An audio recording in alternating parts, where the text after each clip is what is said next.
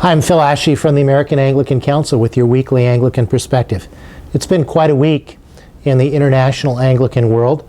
The bishops of the Church of England have spoken with regards to the Pilling Report, which recommends the public marking of civil partnerships in church services. They did so because they couldn't agree on what the Bible actually says. In fact, they could not amongst themselves follow traditional biblical teaching on human sexuality and holy orders and what we have heard time and again in Lambeth Resolution 1.10 as the standard of Anglican Communion teaching, namely that we cannot affirm any sexual expression other than that between a man and a woman for life in lifelong marriage, and abstinence in all other contexts. What's driving this agenda with the Pilling Report? Well, we hear words like human flourishing, justice, inclusivity, words that are in some ways very familiar to us. Human flourishing is a wonderful word. It's a good thing. I'm reminded of one of the things St. Augustine said about what is sin.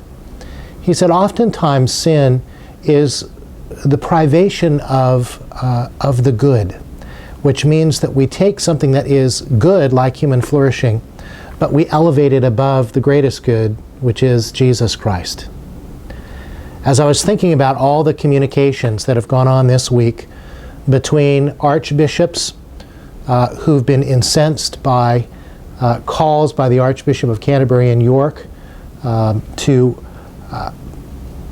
forsake homophobia in legislation they have no control over, at least in Uganda, in a situation where the Church of Uganda has actually provided a pastoral response for people who are dealing with homosexuality. Where the Church of England, led by the Archbishop of Canterbury and of York, have failed to distinguish that good motive of the Ugandan House of Bishops and have, in the words of Archbishop Wabukala, fueled prejudice against African Anglicans.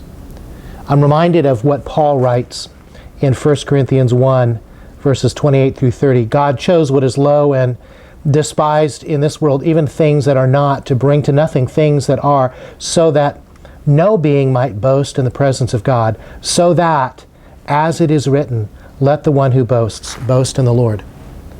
If we're going to boast, let's not boast in human flourishing, justice, and inclusivity. Let's boast in Jesus Christ. Let's put him in the place where he belongs. Let's measure every conversation, every recommendation against, does it in fact exalt Jesus Christ as Lord? Because if it does, human flourishing will happen. It may not look like a one-way human flourishing. It may look like the suffering that Jesus himself suffered on the cross. We'll have justice, but not the kind of justice that is driven by Western notions. And we will have inclusivity as well, but of the kind that Paul talks about in Ephesians 3, that so wide it encompasses all people, so deep it reaches to the deepest place of sin, so high that it carries us to heaven.